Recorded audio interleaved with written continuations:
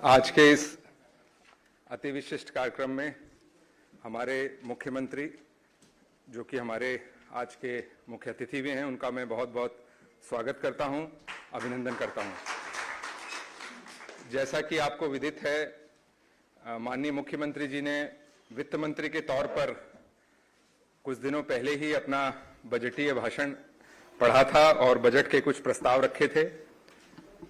उस पे बहुत ही द्रुत गति से कार्य करते हुए आज वित्त विभाग की 2 नई योजनाएं, मुख्यमंत्री व्यापारी क्षतिपूर्ति योजना और दीनदयाल उपाध्याय अंत्योदय परिवार सुरक्षा योजना, इनका लोकार्पण माननीय मुख्यमंत्री महोदय अपने कर कमलों से करेंगे।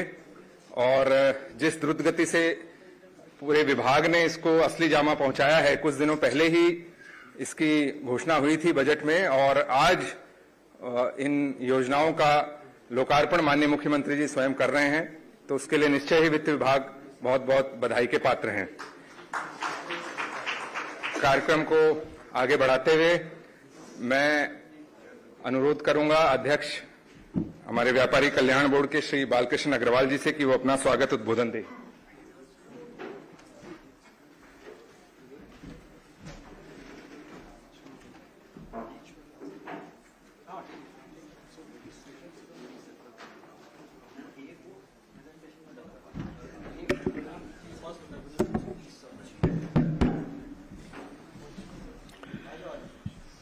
आज इस खुशी के अवसर पर माननीय मुख्यमंत्री महोदय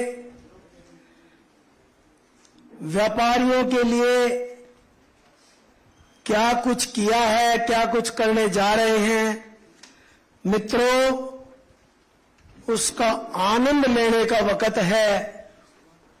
और मैं समझता हूं इनके श्रीमुख से जो भी निकलेगा आपके स्वाभिमान को 4 चांद लगाएगा। तो मैं कुछ शब्द इनकी आज्ञा से आपकी सेवा में रख रहा हूं। हरियाणा के यशस्वी मुख्यमंत्री, विलक्षण प्रतिभा के धनी, जिनके रोम रोम में अंत्योदय का निवास है, परम आदरणीय श्री मनोहर लाल जी, हमारे वरिष्ठ वाइस चेयरमैन श्री श्रीनिवास गोयल जी और परम सहयोगी वाइस चेयरमैन श्री सुरेश मित्तल जी, उपस्थित सम्मानित अधिकारीगण और हरियाणा के हर कोने से आए आदरणीय व्यापारी प्रतिनिधि मित्रों, मेरे पूर्व चेयरमैन, हमारे मार्गदर्शन का जो काम कर रहे आदरणीय रामनिवास जी भी आए हैं, मैं उनका भी अभिनंदन करता हूं। आज का दिन व्यापार जगत के लिए बहुत ही स्मरणीय है। आदरणीय मुख्यमंत्री महोदय ने अंतिम छोर पर रहने वाले व्यक्ति की चिंता करते हुए आमजन, छोटे तथा मध्यम दर्जे के व्यापारी के सुरक्षित भविष्य का नया अध्याय आज शुरू कर रहे हैं। मां भारती के प्रमुख सेवक, यशस्वी प्रधानमंत्री श्रद्धेय श्री नरेंद्र मोदी जी ने अमृत काल में विकसित भारत की जो मजबूत नींव रखी है, मित्रों, उसमें हमारे लोकप्रिय मुख्यमंत्री जी आज जिन योजनाओं को प्रारंभ कर रहे हैं वो इसमें मील का पत्थर साबित होंगी, ऐसा सबको अनुभव हो रहा है। प्रधानमंत्री लघु व्यापारी मानधन योजना, प्रधानमंत्री माइक्रो और फूड प्रोसेसिंग स्कीम, प्रधानमंत्री employment generation programme, vocal for local इत्यादि अनेकों योजनाएं देश के चहुमुखी विकास को तीव्र गति प्रदान कर रही हैं।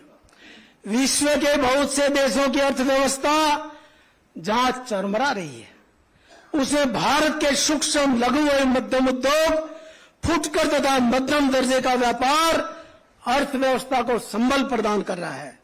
आदरणीय मुख्यमंत्री जी ने बहुत से ऐसे अद्भुत कदम उठाए हैं जिनकी श्रद्धेय प्रधानमंत्री जी ने मुक्त कंठ से प्रशंसा की है। सभी तालियां बजा के अपना मैसेज दिल्ली तक पहुंचाएं।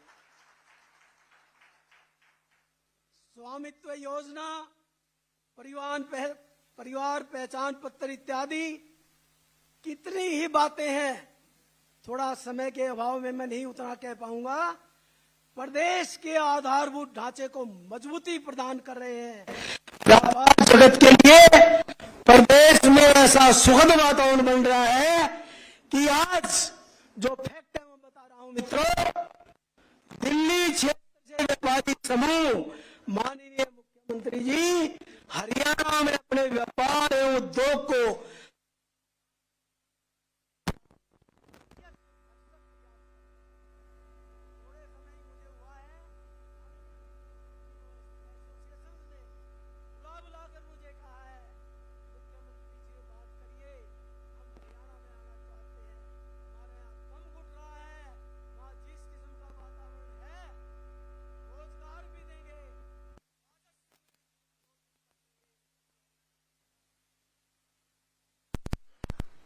हरियाणा एक, हरियाणवी एक। भाई जिस दिन मुख्यमंत्री जी बने थे उस दिन ध्येय वाक्य इन्होंने कहा था। इस ध्येय वाक्य केवल भारत में नहीं मित्रों, विदेशों में भी रहने वाले हरियाणा से संबंधित सभी व्यक्तियों के मन में अपनत्व का भाव जागृत हो रहा है। इसका उदाहरण भी सामने है। बंबई, कलकत्ता, हैदराबाद, जहां जहां मुख्यमंत्री महोदय का जाना हो रहा है, लोग आंखें विचार कर अभिनंदन के लिए तैयार नजर आते हैं। और इसका प्रमाण मैंने अपनी आंखों से हैदराबाद में देखा। जब आदरणीय मुख्यमंत्री जी रात को 10:30 और 11 बजे पहुंचे तो भी लोग बारिश के समय आंखें बिछाए तैयार बैठे थे। तो ये मुख्यमंत्री जी, आपके व्यवहार, आपके कार्य और आपकी जो अपनत्व की सेवा भाव की भावना है, ये उसका परिणाम है। इसके लिए भी हम बहुत बड़े सौभाग्यशाली हैं और आपका धन्यवाद करते हैं। व्यापारियों के संबंध में आदरणीय मुख्यमंत्री जी के समझना इस बात को, व्यापारी का स्वाभिमान व समस्याओं का स्थायी समाधान के दूरदर्शी दृष्टिकोण से समाज में आशा की नई किरण जागृत हुई है। ये सबके लिए गौरव का विषय है। सभी तालियां बजाकर मुख्यमंत्री जी के प्रति आभार व्यक्त करें। हरियाणा व्यापारी कल्याण बोर्ड मुख्यमंत्री जी को आश्वस्त करना चाहता है कि हरियाणा के सर्वांगीण विकास के लिए मुख्यमंत्री जी योजनाएं आप बढ़ाते रहिए।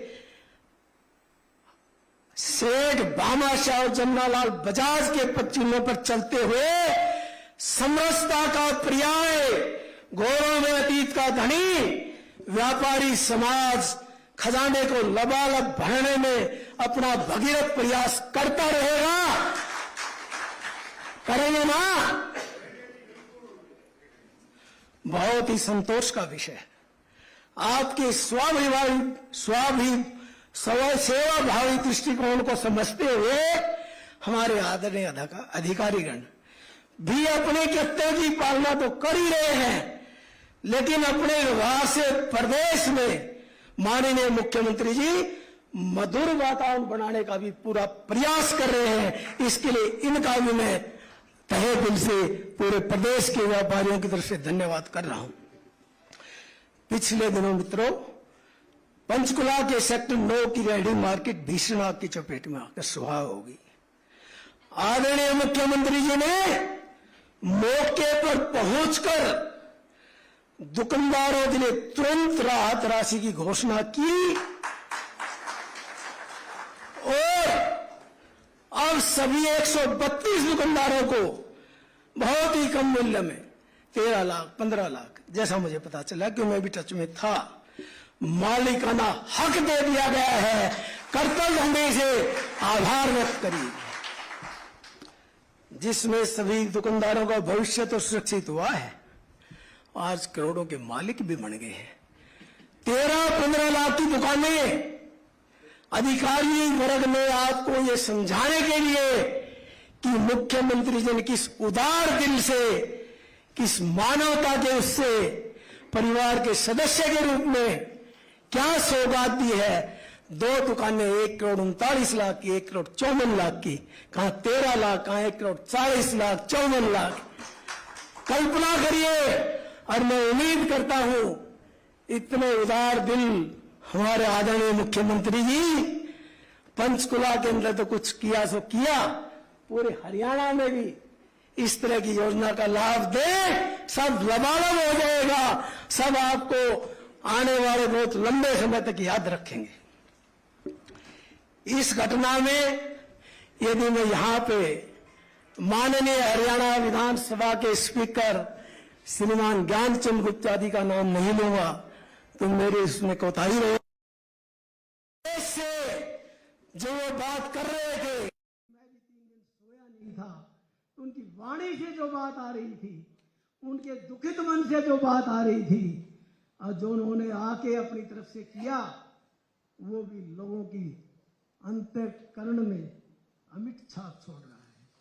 और मैं ये भी यहां कहना चाहूंगा, मेरे साथी बैठे हैं, बीवी सिंघल जी एक बार खड़े हो, व्यापार कल्याण बोर्ड के जिला अध्यक्ष, रोहित सेन जी व्यापार प्रकोष्ठ की जिला अध्यक्ष, इनकी टीम ने सबको जोड़कर जो अथक प्रयास किया है, इनका भी बहुत बहुत धन्यवाद, साधुवाद।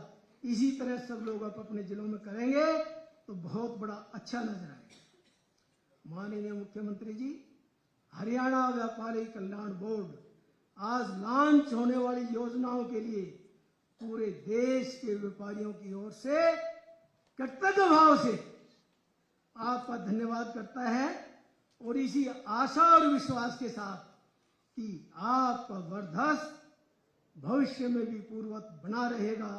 बहुत बहुत धन्यवाद। जय भारत। अब एक बात मैं और मुख्यमंत्री, देखो बात यह है, योजनाएं जितनी बनी है मित्रों, अंतिम छोर की जहां बात होती है, आप एक एक 10-10 का रूप धारण कर लें, सबका प्रशिक्षण मुख्यमंत्री महोदय डीसी साहब के माध्यम से वहां जिला हेडक्वार्टर पर करवाएंगे। और हमने ये जाके बताना है, आप माननीय मुख्यमंत्री जी के इसमें सब तरह से सुरक्षित हैं, आपका भविष्य सुरक्षित है, और व्यापार में कोई अड़चन कभी आने नहीं दी जाएगी। तो ये संदेश आपको देना है। देंगे क्या भाई? ढंग से बोलो, ऐसे कुछ नहीं होता। देंगे ना? तो एक बात मैं और कहना चाहता हूं, माननीय मुख्यमंत्री जी, जब मेरा व्यापारी रात को चिंता बहुत रोता हुआ आपकी प्रतिमा उसके सामने आ जाए, जो बोलती नजर आए, मैं बैठा हूं, सुबह तक तेरे मन में खुशी लाके छोड़ूंगा, उस दिन हमारा सबका मस्तक ऊंचा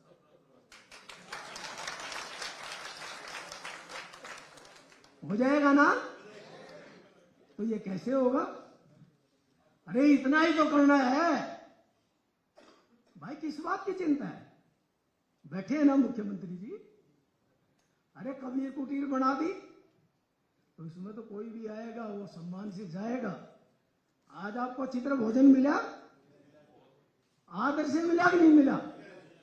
आदर से तो भाई खिचड़ी मिल जाए तो भी मजा है। तो मैं आपका बहुत बहुत धन्यवाद करते हुए यही विश्वास दिला सकता हूं, माननीय मुख्यमंत्री जी, आपने तो सब कुछ खोल रखा है, अब हमारी बारी है, हम उसमें क्या कर पाएंगे। इन्हीं शब्दों के साथ सबका बहुत बहुत धन्यवाद।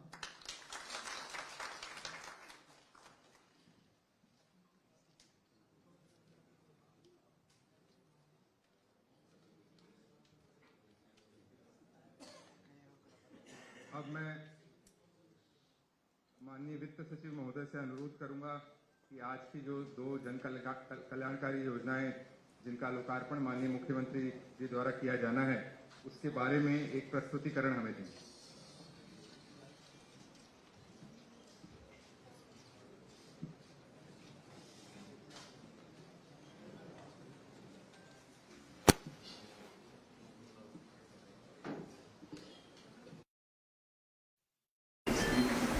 सर, आपकी इजाजत से मैं 5 मिनट लूंगा। दोनों शुभारंभ कर रहे हैं, उनके बारे में थोड़ी डिटेल्स बताना चाहूंगा। दो में से एक स्कीम आम जनता के लिए है जिनकी इनकम 1,80,000 रुपए से कम है, जिन परिवारों की, और दूसरी स्कीम व्यापारियों से संबंधित है कि व्यापारियों के माल का अगर नुकसान होता है तो उसकी भरपाई के लिए, उसकी क्षतिपूर्ति के लिए। तो पहले जो मैंने स्कीम बोली उसके बारे में थोड़ा सा बताऊंगा। ये स्कीम सभी रेजिडेंट्स के लिए है, स्टेट के सभी निवासियों के लिए है जिनकी फैमिली की इनकम 1,80,000 रुपए सालाना से कम है। और ये सारा डेटा आपको पता है कि हमारे पास स्टोर्ड है, जिसको हम पॉपुलरली पीपीपी डेटा बोलते हैं, फैमिली इंफॉर्मेशन डेटा रिपोजिटरी के तौर पे। वहां से वो डिटेल्स उठाई जाएंगी। जिस व्यक्ति की, अगर किसी की दुर्भाग्यवश डेथ हो जाए या परमानेंट डिसेबिलिटी हो जाए और उसकी एज 5 वर्ष और 60 वर्ष की एज के बीच में हो, चाहे 5 और 60 के बीच में हो, चाहे डेथ नेचुरल हुई हो या एक्सीडेंटल हुई हो, तो उस डेथ पे या परमानेंट डिसेबिलिटी पे सरकार मदद करेगी। नेक्स्ट स्लाइड, ये आ गई।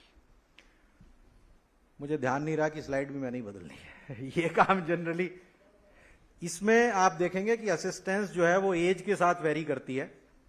जो 5 साल से 12 साल तक के बच्चे हैं उनकी 1 लाख, 12 से 18 साल तक के बच्चों की 2 लाख, 18 साल से 25 साल तक के बच्चों की 3 लाख, 25 साल से 40 साल तक के बच्चों की 5 लाख और 40 साल से लेके 60 साल तक की उम्र वालों की 2 लाख। इसमें एक आप नीचे नोट देख रहे होंगे कि अगर उस व्यक्ति को कोई पात्रता बनती है, प्रधानमंत्री जो जीवन ज्योति बीमा योजना है या प्रधानमंत्री सुरक्षा बीमा योजना है, तो वो उसमें मिल जाएगी और उसका जितना बाकी अमाउंट होगा वो स्टेट देगी। नेट, जैसा मैंने बताया, नेट असिस्टेंस उसमें कैलकुलेट करके इस स्कीम से दिया जाएगा। कहने का मतलब ये हुआ कि ये उसी टेबल को दोबारा दर्शाया गया है कि अगर प्रधानमंत्री योजना के तहत कवर होता है तो ठीक है, उसकी बैलेंस अमाउंट हम देंगे, और नहीं कवर होता है तो पूरा अमाउंट सरकार देगी। इसमें जो प्रोसीजर है वो बड़ा आसान है कि जब भी कभी ऐसी कोई दुर्घटना होती है तो उसकी पोर्टल के ऊपर जो भी उसके परिवार का व्यक्ति है या अगर उसका परमानेंट डिसेबिलिटी का है तो वो खुद वो उस पोर्टल पे जाके, जिस पोर्टल को आज सीएम साहब लॉन्च कर रहे हैं, वहां जाके अपनी सूचना देंगे। और अगर तो किसी वजह से death head of the family की हुई है तो उससे अगला जो 60 साल से कम तक का व्यक्ति होगा उस परिवार का, उसको दी जाएगी। और अगर परमानेंट डिसेबिलिटी वाला इशू है हेड ऑफ द फैमिली का, तो भी उसको दी जाएगी। लेकिन अगर फर्ज करिए कि हेड ऑफ द फैमिली की बजाय किसी और की डेथ होती है तो वो amount head of the family को दिया जाएगा। दूसरा प्रेजेंटेशन एक बार लोड करना। ये थी डिटेल्स जो आज एक बहुत ही नायाब स्कीम जो कि इस बजट में सीएम साहब ने घोषणा की थी कि जितनी भी फैमिलीज उनकी इनकम 1,80,000 रुपए सालाना से कम है, उनको टारगेट करते हुए उनकी दुर्घटना के समय सरकार उनके साथ खड़ी है, ये बताने के लिए ये स्कीम इंट्रोड्यूस हो जाएगी। 1 अप्रैल से इसको लॉन्च कर दिया जाएगा और आज सीएम साहब इसके पोर्टल की भी लॉन्चिंग कर देंगे। इसमें एक चीज जोड़नी है मैंने, ये स्कीम 3 स्कीमों को मिला करके है। 2 स्कीमें प्रधानमंत्री जी की पहले से चल रही हैं। एक स्कीम चल रही है प्रधानमंत्री जीवन ज्योति बीमा योजना, दूसरी चल रही है प्रधानमंत्री सुरक्षा बीमा योजना। तो जो जीवन ज्योति बीमा योजना है, इसका उस पहली वाली योजना में 436 रुपए साल का प्रीमियम है, और दूसरी योजना जो है प्रधानमंत्री जीवन सुरक्षा बीमा योजना, उसमें साल का 20 रुपए का प्रीमियम है सिर्फ। और 1,80,000 रुपए से नीचे वाले जो परिवार हैं उनका ये जो प्रीमियम है वो सरकार भरेगी, ताकि उनको समस्या ना रहे। केवल पहली बार रजिस्ट्रेशन उनको कराना होता है, उनकी कंसेंट लेनी होती है कि हाँ मैं जो है इस बीमा योजना का लाभ उठाना चाहता हूं। पैसा वो भी उनको मिलेगा, लेकिन पहली बार उनके अकाउंट से पहले जाएगा, फिर वो सैंक्शन होगा, फिर हम अकाउंट में पैसा डाल देंगे, आगे हर साल हम डालते रहेंगे उस पैसे को। तो वो 2 लाख रुपया, 2 लाख उसमें है, 2 उसमें है। अगर तो सड़क दुर्घटना में कोई डेथ होती है तो फिर ये सुरक्षा बीमा योजना काम आएगी 20 रुपए वाली, और अगर जीवन ज्योति बीमा, प्राकृतिक मृत्यु है तो जीवन ज्योति बीमा योजना वो आएगी। तो हर व्यक्ति का यानी अगर हम उसका मृत्यु का करते हैं 436 का, उसमें वो इंक्लूड है, उसमें इंक्लूड है। सर ये प्रीमियम जैसा आपने बताया, ये प्रीमियम सब लोगों का जमा कराने के लिए ऑलरेडी हमारा प्रोसेस चल रहा है। वही चल रहा है, सबका नहीं है, 180 तक का। 180 तक, हाँ वो चल रहा है, लेकिन वो 2 लाख रुपए का जहां हो जाएगा तो वो 2 लाख रुपए वहां से मिलेगा, और बाकी जो घोषणा की है वो 2 लाख छोड़कर बाकी वो सरकार इस न्यास से जमा कराएगी। और उसमें अगर वो 436 जमा कराया तो उसमें चाहे प्राकृतिक हो चाहे दुर्घटना हो, दोनों है ना, बिल्कुल सर, डेथ के केस दोनों है। और अगर केवल 12 रुपए यानी 20 रुपए कराया है तो उसमें प्राकृतिक नहीं है, केवल दुर्घटना है। हाँ, लेकिन किसी भी तरीके की डेथ हो हम तो उसको पूरा कर देंगे। 5 वर्ष से 12 वर्ष 1 लाख, 12 से 18 2 लाख, 18 से 25 3 लाख, 25 से 40 5 लाख, 40 से 50 2 लाख, 50 से 70 2 लाख, नहीं 50 से 70 ये है जो एक्सीडेंटल है, एक्सीडेंटल 70 साल तक है। हाँ, तो 50 से 70 केवल एक्सीडेंटल है तो 2 लाख मिलेगा। प्राकृतिक मृत्यु में सरकार देगी।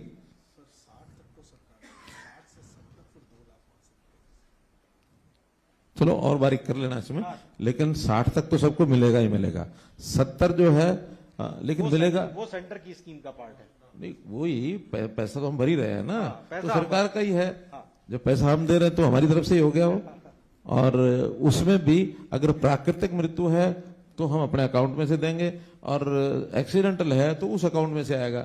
यानी अल्टीमेटली 70 साल तक डेथ होगी तो 2 लाख मिलेगा। और 70 साल के बाद अब भगवान के जिम्मे, वो भगवान के जिम्मे है। सर आगे बढ़ाते हुए अब स्पेसिफिकली ट्रेडर्स, क्योंकि आज यहाँ मौजूद हैं, सभी जिले के प्रधान आए हुए हैं, इसमें 2 स्कीम, 9 मेंबर हैं, उनमें से भी आप हाँ, स्टेट व्यापारी ट्रेडर वेलफेयर बोर्ड के भी मेंबर्स और चेयरमैन हैं, जैसा आपको पता ही है, और जिलों से भी आए हुए हैं। इसमें 2 स्कीमें हैं सर। एक स्कीम ऑलरेडी, हालांकि हम उस पर रजिस्ट्रेशन मांग रहे हैं, अभी रजिस्ट्रेशन कम हुई है, तो मैं एक ब्रीफली बहुत बता दूं। ये स्कीम पहले चल रही है, निजी दुर्घटना योजना, जो कि अगेन व्यापारियों के लिए है, जिसमें 5 लाख रुपए तक का कंपनसेशन है। इसमें भी आप इस स्कीम के लिए भी लोगों को कहें कि वो इसमें भी रजिस्टर कराएं। बेसिकली हमने प्रोविजन ये रखा है कि वो सभी लोग जो जीएसटी में रजिस्टर्ड हैं वो इसको रजिस्टर करने के लिए एलिजिबल हैं, लेकिन ये पता करने के लिए कि कितने लोग इस स्कीम में आ रहे हैं, एक बहुत सिंपल रजिस्ट्रेशन प्रोसेस रखा हुआ है, जिसकी रजिस्ट्रेशन फीस सिर्फ 50 रुपए है, ईयरली रजिस्ट्रेशन फीस। तो मैं ये रिक्वेस्ट करूंगा कि जब आप दूसरी स्कीम यानी कि स्टॉक के लॉस वाली स्कीम लोगों को बताएं, अपने व्यापारी बंधुओं को बताएं, तो साथ में ये भी गुजारिश करें कि इस स्कीम में भी वो अपना रजिस्ट्रेशन कराएं। अब जो एक बात स्पष्ट कर देते हैं कि इसमें है 50 रुपया प्रति पर्सन, यानी अगर किसी फर्म के 3 पार्टनर हैं तो उनको 50 पैसा तीनों का अलग अलग यानी 150 रुपया जमा कराना है। कोई छोटी कंपनी है इसी रेंज में नीचे है और उसके 5 डायरेक्टर हैं तो 5 के नाम से 50 रुपया है, पर पर्सन 50 रुपया। उनकी सबकी एलिजिबिलिटी है कराने की, रजिस्टर पर्सनली करना पड़ेगा। इसमें जो अब आज से ये स्कीम लॉन्च हो रही है, जिसमें कि आपकी जो स्टॉक है, वो स्टॉक का लॉस अगर हो जाए किसी भी कारणवश, जो कि कारण इसमें स्कीम में दिए हुए हैं, तो उसको भी कंपनसेट करने के लिए स्कीम बनाई है। फायर कवर होगी, राइट्स कवर होंगे, नेचुरल कैलेमिटीज कवर होंगी इसमें, और इसका अगेन ऑनलाइन पोर्टल है जो कि सीएम साहब आज जिसको शुभारंभ कर देंगे। और एक ऑनलाइन ईयरली रजिस्ट्रेशन कराना पड़ेगा। जो भी व्यापारी इस स्कीम में पार्टिसिपेट करना चाहते हैं, वो इस पे डिपेंड करता है कि अगर कुछ लोगों ने जिन्होंने कोई और इंश्योरेंस लिया हुआ है वो बेशक ना कराएं, लेकिन आप देखेंगे कि इस स्कीम में पार्टिसिपेट करना उन सब लोगों के लिए फायदेमंद है जिन लोगों ने कोई बाहर से दूसरा इंश्योरेंस नहीं लिया हुआ है। और इसके लिए रजिस्ट्रेशन का टाइम पीरियड भी हमने रखा है। ये 1 फरवरी टू 30 अप्रैल हर साल रजिस्ट्रेशन होंगी। इस साल क्योंकि हम अब आज से शुरू हो रहे हैं तो इस साल समय थोड़ा सा कम रहेगा, 30 अप्रैल तक करेंगे। अगर कोई इसको डेट को 2, 4, 5, 7 दिन आगे भी ले जाना आप लोगों को अगर लगता है आप नंबर बढ़ा सकते हैं तो वो उस स्टेज पे हम कंसीडर कर सकते हैं। ये डॉक्यूमेंट्स हैं, ये डॉक्यूमेंट्स जो स्कीम है वो बहुत जल्दी नोटिफाई हो जाएगी। उस स्कीम में सारे नॉर्मल डॉक्यूमेंट्स हैं, ये आपको साथ में देने होंगे। जो इसमें कंपनसेशन की अमाउंट है वो अगर टर्नओवर 20 लाख तक है तो कंपनसेशन कवरेज 5 लाख की रखेंगे और 100 रुपए उसकी फीस होगी। अगर टर्नओवर 20 और 50 लाख के बीच में है तो कवरेज 10 लाख की और रजिस्ट्रेशन फी 500 रुपए। सिमिलरली 50 लाख 1 करोड़ 15 लाख तक की कंपनसेशन कवरेज 1500 रुपए फीस, और 1 करोड़ और 1.5 करोड़ के बीच में 20 लाख रुपए तक की कंपनसेशन कवरेज है और 2500 रुपए इसकी रजिस्ट्रेशन फी होगी। और जिन लोगों का कम टर्नओवर ये 1.5 CR के ऊपर है उन लोगों के लिए ये स्कीम नहीं है। उनको ये माना गया है कि वो अपना आप सक्षम है कि वो अपना इंश्योरेंस करा के उसको कवर कर सकते हैं लॉस को। बहुत ब्रीफली इसकी इंटीमेशन, कोई भी इस तरीके का लॉस हो तो 24 घंटे के अंदर अंदर आपको पोर्टल पे देनी होगी, जिससे कि ट्रेडर वेलफेयर बोर्ड को भी पता लग जाएगा और जो सुरक्षा न्यास है सरकार का ट्रस्ट के रूप में काम करेगा उसको भी पता लग जाएगा। Claim form trader welfare board 7 दिन के अंदर अंदर उसको वेरीफाई कर देगा।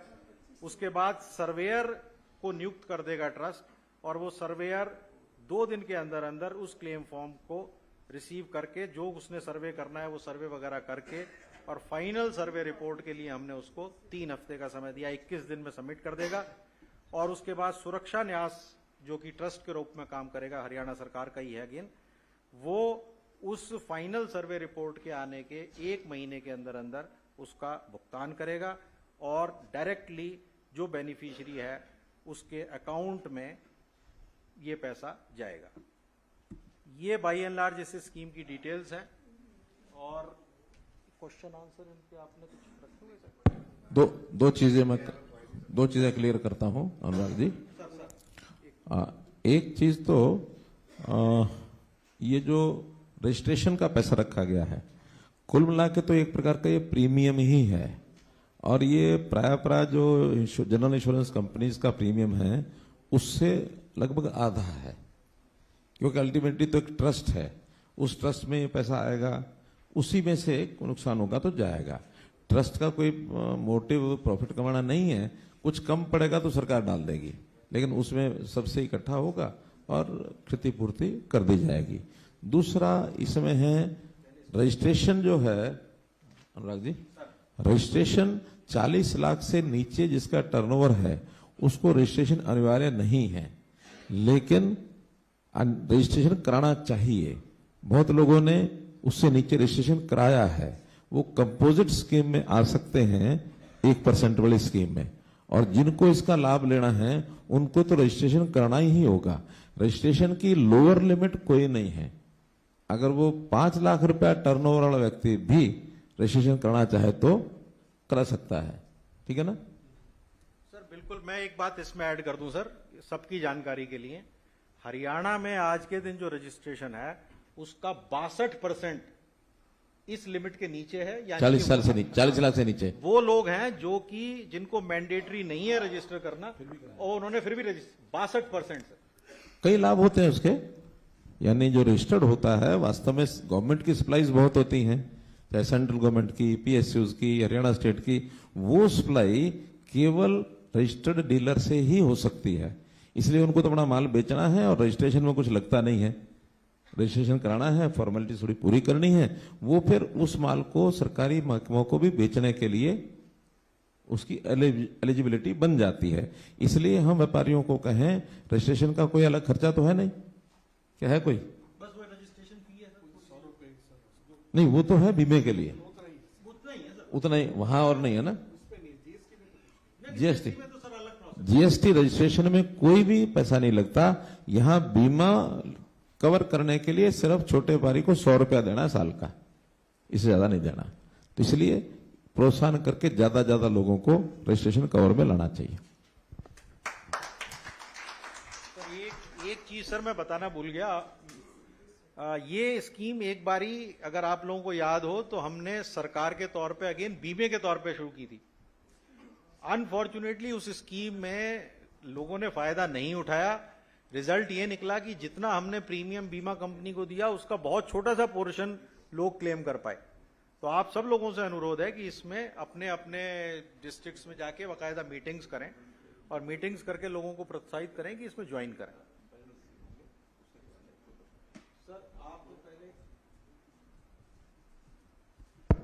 एक विषय आया कि छोटे व्यापारी को रजिस्ट्रेशन करते समय सीए का एक सर्टिफिकेट लेना पड़ता है, और वो कोई भी सीए, आखिर सीए है तो सीए है, वो 4,000 5,000 से नीचे तो अपना मुंह खोलेगा नहीं, ठीक है ना।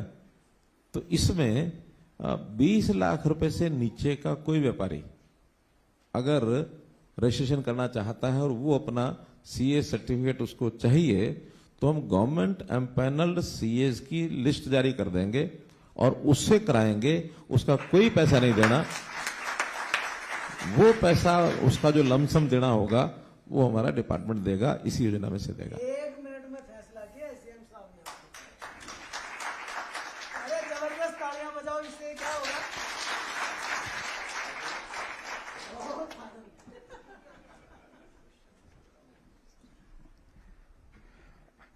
अब मैं माननीय मुख्यमंत्री महोदय जी से प्रार्थना करता हूं कि वो रिमोट का बटन दबाकर दोनों जन कल्याणकारी योजनाएं हैं उनका लोकार्पण करें।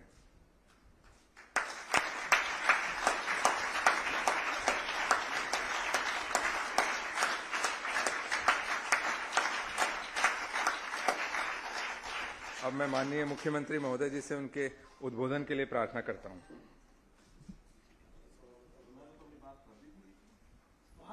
आशीर्वाद तो आप दोगे जब मजा आएगा ना। क्वेश्चंस पहले नहीं ले सर, आप पहले स्वागत ढंग से करवाएंगे, आप कहोगे जब सीएम साहब जाएंगे। ऐसी कोई बात है क्या? इनको बोलने बाद में स्वागत करेंगे, इसके 5-7 मिनट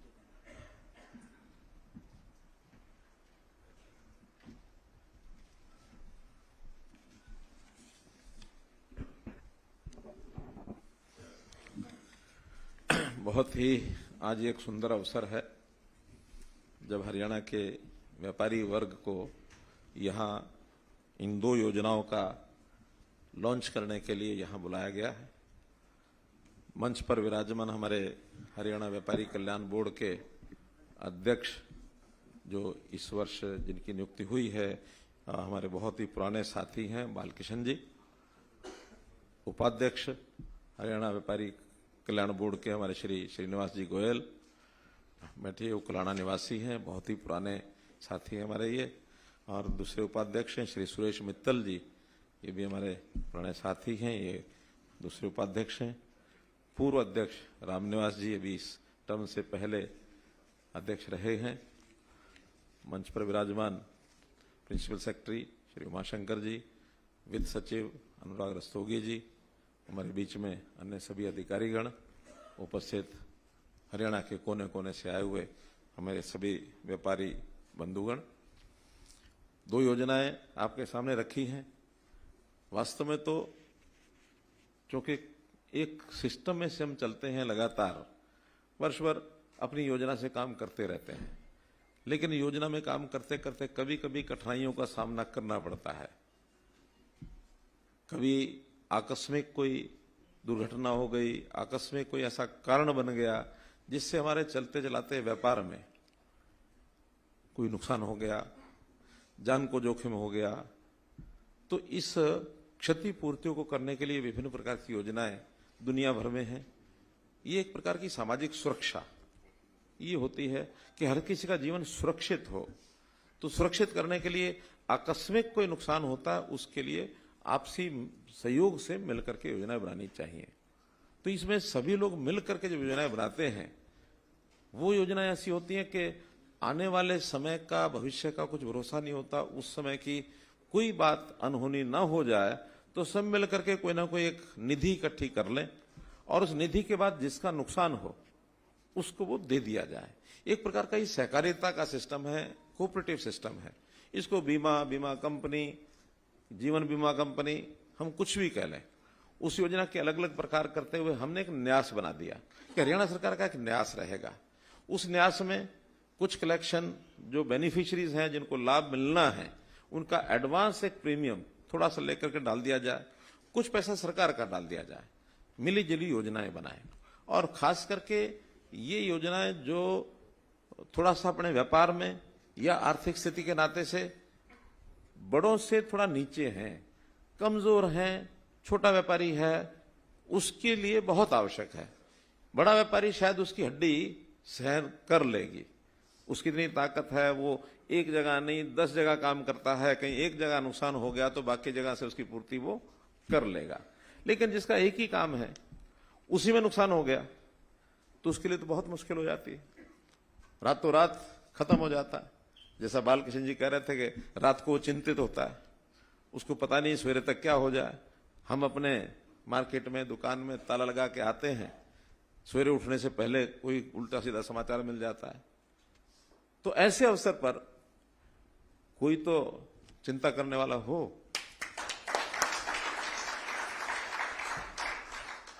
तो चिंता करने वाला तो प्रभु है, वो सबकी चिंता करता है, फिर भी किसी ना किसी को निमित्त बनाता है। तो उस नाते से मैं कह सकता हूं कि चिंता मत करो, मैं हूं ना।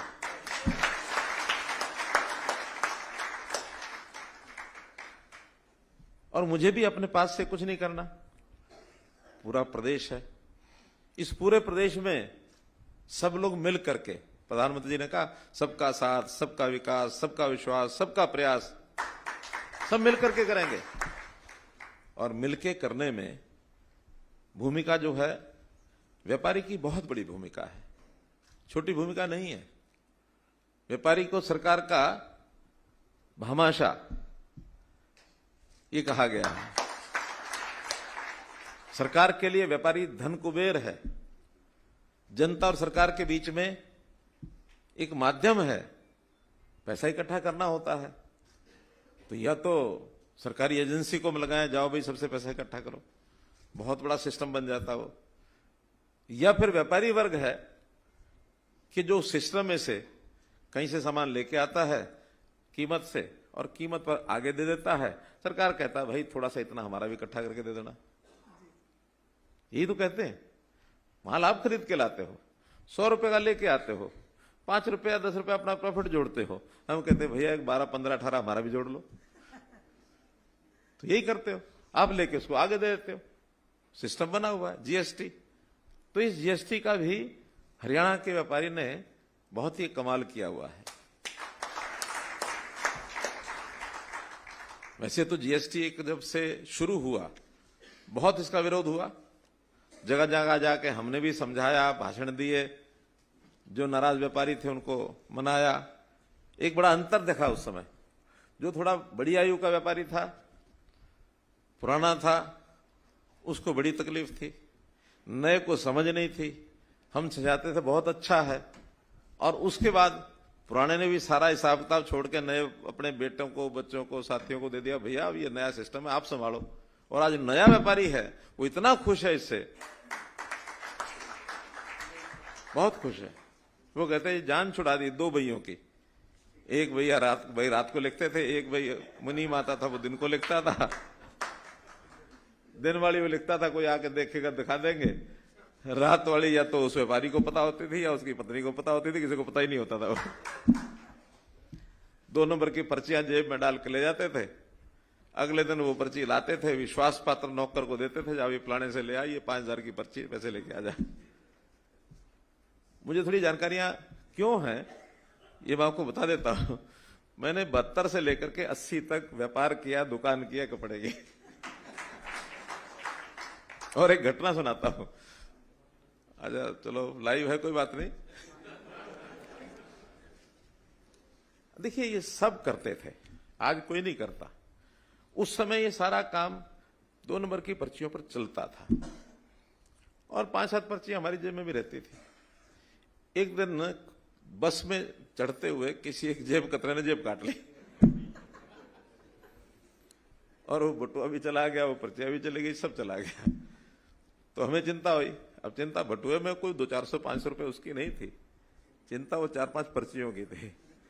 अब रात भर सोए नहीं, सर्दियों के दिन थे।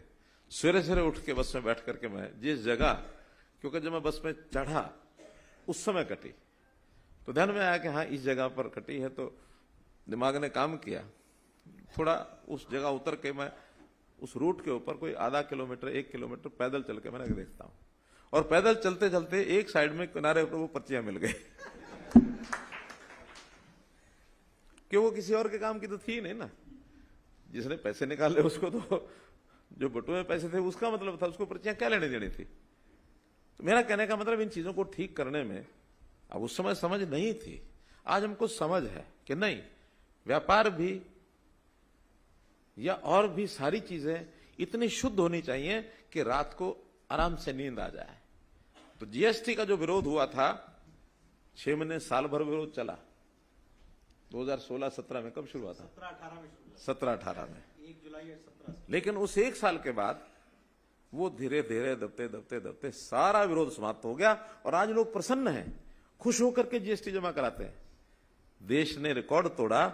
4 महीने पहले जो मंथली कलेक्शन होती है 1,66,000 करोड़ रुपया देश में जीएसटी इकट्ठा हुआ। और एक अच्छी बात यह है कि GST collection per capita collection, इसका भी हिसाब लगाते हैं वो, आबादी के हिसाब से सबसे ज्यादा कलेक्शन कहां की है। छोटे प्रदेश तो वो अलग एक ग्रुप है 8-9 प्रदेशों का, बड़े प्रदेशों का अलग ग्रुप है। छोटे प्रदेशों में तो सिक्किम है, सिक्किम के बाद गोवा है। बड़े प्रदेशों में नंबर 1 पर हरियाणा है। यानी हमारा कलेक्शन 2,54,00,000 की आबादी पर पिछले साल 21-22 में 68,142 करोड़ रुपया कलेक्शन हुआ। 25,000 के करीब एवरेज आता है। 26,700 समथिंग है पर हेड। यानी एक आदमी जितना माल खपत करता है उसमें से 26,000 रुपया वो सरकार को देता है, बाकी खुद खाता पीता है। तो ये ठीक है कि उसमें से कलेक्शन में से बहुत सामान ऐसा भी है जो हमारे यहां उपयोग नहीं होता, वो दूसरे प्रदेशों में चला जाता है, फिर वो टैक्स वहां चला जाता है, रिटर्न भी होता है। एक्चुअल जो इनकम है वो कम है, लेकिन कलेक्शन इतनी है। तो ये हरियाणा के व्यापारी का एक बहुत बड़ा एक सुंदर एक सिस्टम बना हुआ है। इसमें हमको सारे सिस्टम पता है कि बड़े व्यापारी को रजिस्ट्रेशन करना होता है, उसको एक टैक्स के रेट्स हैं वो सब देने होते हैं। अगर वो उस प्रकार से नहीं करना चाहता तो जो एक लमसम रेट है consolidated 1% composite scheme up to 150, 1 crore 1.5 crore तक, उसको थोड़ा छोटा व्यापारी मान लेते हैं कि जिसका महीने में 12 लाख 13 लाख की टर्नओवर है, अर्थात रोज की 40-50 हजार है, उसको छोटा व्यापारी मान करके भैया जितना टैक्स दिया है, बस 1% और दे दो, तुम्हें कुछ नहीं करना। हिसाब किताब भी कम, सीए के झंझट भी खत्म। केवल एक बार रजिस्ट्रेशन के समय सीए को पैसा देना होता 5-4 हजार रुपया, और आज जो 20 लाख से नीचे वालों का रजिस्ट्रेशन, वो झंझट भी खत्म। अब आपको नहीं देना। मेरा इसमें इतना ही कहना है कि हम जो जितने भी विषय हमारे सामने आते हैं, केवल व्यापारी के ही नहीं, जनता के और भी, क्योंकि ये सारी योजनाएं सबको चाहिए। एक आम आदमी को भी चाहिए, किसान को भी चाहिए। किसान की क्षतिपूर्ति का अलग हमने एक पोर्टल बनाया। मानो खेती, अब सबसे देखा जाए तो सबसे ज्यादा यानी रिस्की अगर कोई काम है तो वो किसान का है।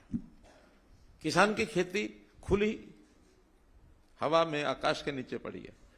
कब आंधी आ जाए, तूफान आ जाए, बरसात आ जाए, ओला पड़ जाए, उसकी फसल खराब हो जाती है। कम से कम हमारी सबकी जो स्टॉक होता है, स्टोर होता है, वो अंदर ताले में पड़ा है, उसका तो वो भी नहीं है। इसलिए उसकी क्षतिपूर्ति भी सब करते हैं। अलग से एक पोर्टल बनाया है कि किसी का नुकसान हो जाए 72 घंटे के अंदर आप अपने आप चढ़ा दो। फिर उसका सर्वे पटवारी से, तहसीलदार से, डीसी से, एसडीएम से सब करा करके बाद में कितना तूने मंडी में बेचा है उसका जो डिफरेंस है वो उसका क्षतिपूर्ति में दे देते हैं। बहुत सरल सिस्टम हो गया, कोई कठिनाई नहीं आती है। जहां कहीं इसमें थोड़ा गड़बड़ करने का मानस होता वो भी अब रुक गया है। सबको पता लग गया जो असली भरेंगे वो मिलेगा।